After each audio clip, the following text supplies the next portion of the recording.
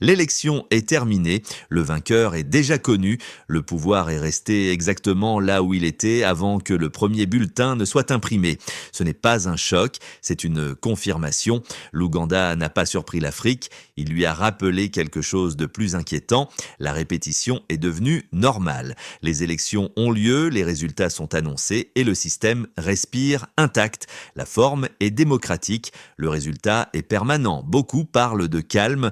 Moi, je vois une structure, je vois un système qui a appris à survivre non pas en résistant à la pression, mais en l'absorbant. Coupure d'internet, appareil d'État mobilisé, opposition prévisible, un silence international familier.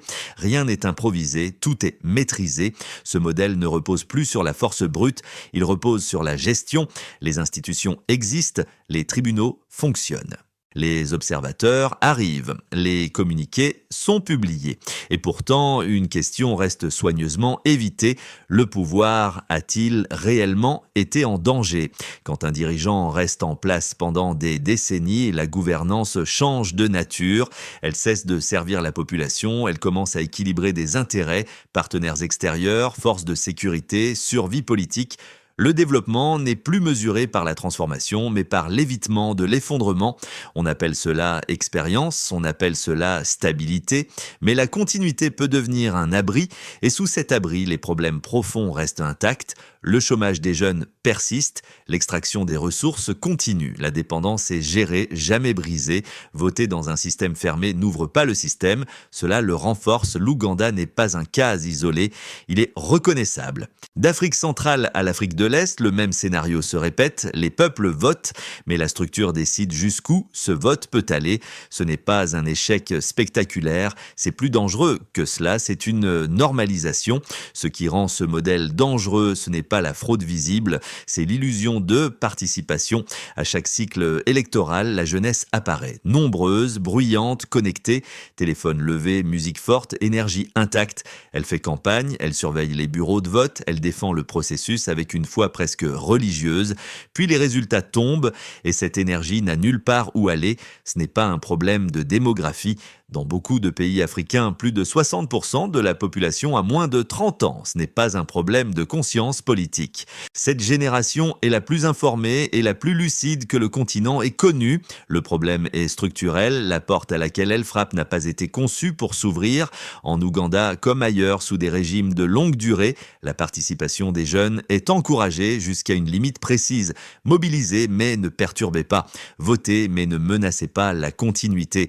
Protestez, mais à l'intérieur de frontières définies par le pouvoir que vous contestez. La pression est absorbée, l'autorité n'est jamais transférée. Cette contradiction est explosive. Les jeunes sont invités à croire aux rituels démocratiques tout en étant exclus des résultats démocratiques. Avec le temps, l'écart s'élargit. D'abord vient l'apathie, ensuite la colère, puis la rupture. Ce schéma ne se limite pas à l'Ouganda, il traverse les frontières.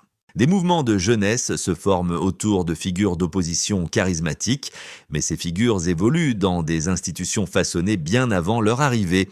Même lorsque les élections sont compétitives, le coût réel de la victoire devient si élevé que le système se protège avant d'accepter le renouvellement.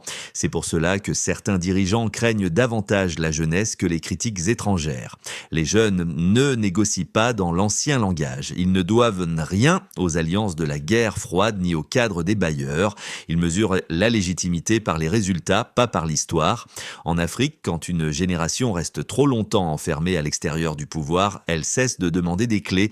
Elle commence à questionner la porte elle-même. Et c'est là que le modèle devient instable, n'a pas aujourd'hui, pas demain, mais inévitablement. Lorsque les élections se terminent en Afrique, les réactions les plus rapides ne viennent presque jamais de la rue. Elles viennent de l'extérieur, des félicitations soigneusement formulées, des appels au calme, un soutien réaffirmé aux institutions. Le langage est stable même lorsque les résultats sont prévisibles. C'est ici que le schéma se durcit. Les partenaires internationaux disent soutenir la démocratie, mais dans la pratique, ils privilégient la fiabilité. Ils recherchent des gouvernements capables de garantir des frontières prévisibles, une coopération sécuritaire intacte et des accords économiques sans perturbation. La légitimité devient secondaire, la continuité devient stratégique. Les dirigeants au pouvoir depuis longtemps comprennent parfaitement cette logique. Ils se présentent comme des points d'ancrage dans des régions instables. En échange, la pression se relâche. Les critiques s'arrêtent là où les intérêts commencent. L'Ouganda a occupé ce rôle pendant des années, partenaire sécuritaire clé, acteur régional, allié stable dans un environnement volatile. Lorsque les élections arrivent, ces relations ne disparaissent pas. Elles définissent jusqu'où va la contestation et où elle s'arrête. Ce mécanisme n'est pas unique, il traverse le continent. Les élections sont observées, pas remises en cause, les préoccupations sont notées, pas appliquées. Le système protège la continuité tout en conservant l'apparence d'un consentement démocratique. Une contradiction silencieuse s'installe. Les gouvernements africains sont jugés moins sur leur responsabilité envers leur peuple que sur leur dépendabilité envers des partenaires extérieurs. La stabilité devient une monnaie d'échange, la longévité devient une garantie. Pour les jeunes qui regardent, cette réalité est impossible à ignorer. Ils entendent des discours sur la démocratie, ils voient les mêmes dirigeants consolider encore et encore. On leur dit que le changement est possible, mais seulement à l'intérieur de limites déjà négociées ailleurs. En Afrique de l'Ouest, ce décalage a été vécu de manière brutale. Les partenariats sécuritaires se sont élargis pendant que l'insécurité progressait. L'aide est arrivée pendant que la souveraineté se rétractait. Le langage de la réforme a servi à retarder des décisions fondamentales. Ce n'était pas un accident. C'était une accumulation. Quand la dépendance est stabilisée, au lieu d'être résolue, la patience devient une stratégie imposée et quand cette patience ne produit aucun résultat tangible, elle se transforme en frustration collective. Ce que rappelle l'élection ougandaise, ce n'est pas seulement un résultat, c'est un environnement international qui récompense la permanence et appelle cela l'ordre. La vraie question devient alors inévitable. Si les élections ne changent rien de fondamental, si la pression extérieure protège la continuité, où vit réellement la responsabilité politique, éviter cette question est plus dangereux que la poser, car lorsque un peuple comprend que sa légitimité est négociée au-dessus de sa tête, la foi dans le système ne s'érode pas lentement. Elle s'effondre. Beaucoup, à l'extérieur du continent, regardent les interventions militaires en Afrique et parlent d'anomalies. Ils les décrivent comme des ruptures, des dérives, des échecs de la démocratie. Je ne les vois pas ainsi, je les vois comme des conséquences. Lorsque des structures politiques absorbent la pression sans jamais produire de changement réel, un vide se forme. Ce n'est pas un vide de dirigeants, c'est un vide de légitimité. Les citoyens cessent de croire que leur voix compte, que leur vote protège quelque chose, que leurs institutions leur appartiennent. Dans cet espace, la force devient un langage, pas par idéologie, par épuisement. Le cas du Burkina Faso est souvent mal lu. De loin, on ne voit que l'uniforme, on crie à l'instabilité. Ce qui échappe à cette lecture, c'est la cause profonde. Des élections répétées sans transformation, une dépendance normalisée, une souveraineté lentement négociée à la baisse. L'intervention n'a pas été un caprice, elle a été perçue comme une nécessité. L'Ouganda s'inscrit dans cette même narration de répétition. Une jeunesse mobilisée, une opposition visible, une énergie réelle. Mais une structure imperméable. Aucune pression intérieure, aucune critique extérieure, rien ne dévie la trajectoire. Le schéma était connu, frustration contenue, légitimité superficielle, applaudissements procéduraux et ailleurs, plus tard, la rupture. Pas parce que les sociétés africaines aiment le chaos, mais parce que les systèmes refusent de s'ouvrir. Il ne s'agit pas de glorifier la force, ni de rejeter la politique pacifique, il s'agit de reconnaître une réalité inconfortable. Les cérémonies ne remplacent pas les systèmes. Quand la légitimité devient une performance, la patience s'use rapidement. Si l'avenir de l'Afrique dépend uniquement d'élections conçues pour protéger la continuité, alors le continent est condamné à attendre indéfiniment un changement qui ne viendra pas par permission. Les générations qui attendent trop longtemps ne restent pas immobiles. Elles redéfinissent les règles. L'élection ougandaise n'est donc pas un point final, c'est un signal. Elle rappelle que la stabilité sans responsabilité n'est pas durable, que la longévité sans renouvellement n'est pas une victoire et que les systèmes qui se protègent mieux qu'ils ne servent créent lentement mais sûrement les conditions de leur propre contestation. Ce n'est pas une menace, C'est un constat historique et l'histoire montre une chose avec constance. Quand la légitimité cesse d'être une relation vivante entre le peuple et le pouvoir, elle cherche d'autres canaux pour s'exprimer.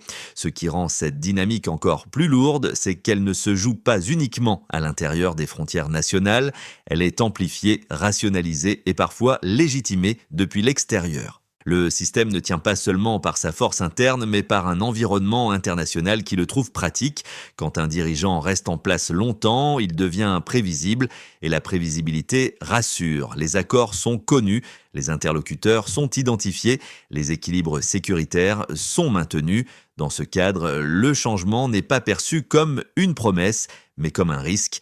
Alors la démocratie est soutenue en théorie et contenue en pratique. L'Ouganda a appris à fonctionner dans cet espace, un partenaire militaire fiable, un acteur régional discipliné, un point fixe dans une zone mouvante. Ces rôles ne disparaissent pas le jour d'une élection, ils pèsent non sur la manière dont cette élection est lue, commentée et surtout acceptée. Ce mécanisme traverse le continent. Des gouvernements sont tolérés non parce qu'ils transforment la vie de leurs citoyens, mais parce qu'ils garantissent une continuité utile à d'autres. Les élections deviennent des checkpoints, elles vérifient la stabilité, pas la légitimité. Pour les populations, le message est clair, même s'il n'est jamais formulé. Votre voix compte, mais jusqu'à un certain point. Votre vote est reconnu tant qu'il ne bouleverse rien. C'est ici que la fracture s'approfondit. Les peuples comprennent que l'arbitrage final ne se joue pas uniquement dans les urnes. Il se joue dans des relations, des dépendances, des priorités définies ailleurs. La souveraineté devient conditionnelle. L'autonomie politique est négociée. Au Burkina Faso, cette prise de conscience a été brutale. La sécurité se dégradait pendant que les partenariats s'élargissaient. Les ressources quittèrent le sol pendant que les discours promettaient des lendemains meilleurs. On demandait encore du temps, encore de la patience, encore de la confiance, mais le temps avait déjà un coût. Et ce coût était humain. La rupture n'est pas née d'une ambition personnelle, elle est née d'une accumulation. Quand un système explique sans cesse pourquoi il ne peut pas changer maintenant, il prépare le moment où quelqu'un dira qu'il ne peut plus attendre. C'est pour cela que parler de l'élection ougandaise uniquement en termes de résultats est une erreur. Elle doit être lue comme un symptôme d'un ordre plus large, où la permanence est récompensée et où la responsabilité devient optionnelle. La question qui s'impose à l'Afrique est inconfortable, mais incontournable. Si la légitimité est validée à l'extérieur avant d'être ressentie à l'intérieur, que reste-t-il du contrat entre le peuple et le pouvoir ? Ignorer cette question, c'est accepter que la politique se vide de son sens. L'affronter, c'est reconnaître que la stabilité sans souveraineté n'est pas un progrès, mais une suspension du conflit. Et aucune société ne peut vivre indéfiniment en suspension. Lorsque la politique se vide de sa capacité à transformer, d'autres forces occupent l'espace, pas par choix idéologiques, mais par nécessité historique. Les systèmes qui ferment toutes les sorties institutionnelles créent eux-mêmes les conditions de leur contournement. Ce n'est jamais soudain, c'est cumulatif, les élections se répètent, les visages restent, les promesses changent de forme, jamais de substance. À force, les peuples ne se demandent plus comment améliorer le système, ils se demandent s'il mérite encore d'être respecté. Et à ce moment précis, quelque chose bascule. La loyauté civique s'effrite, la patience présentée comme une vertu devient une charge. L'Ouganda illustre cette tension non résolue, une population jeune, connectée, consciente, vivant sous des arrangements politiques conçus pour une autre époque. Les élections offrent l'expression, pas le transfert. La participation est encouragée, le pouvoir reste verrouillé. Ce déséquilibre ne peut pas durer éternellement. L'histoire africaine le montre sans ambiguïté. Quand des générations entières sont maintenues à distance de la décision réelle, elles cessent de croire aux voies tracées. Elles cherchent ailleurs, pas parce qu'elles rejettent la démocratie, mais parce qu'elles n'y trouvent plus de réciprocité. Dans ce contexte, la rue redevient politique, pas comme premier choix, comme dernier recours. Ce n'est pas une glorification, c'est une observation. Les systèmes qui absorbent toute pression sans se réformer déplacent le conflit au lieu de le résoudre. Ils gagnent du temps, mais perdent de la légitimité. Et quand la légitimité s'érode, elle ne disparaît pas discrètement, elle se fracture.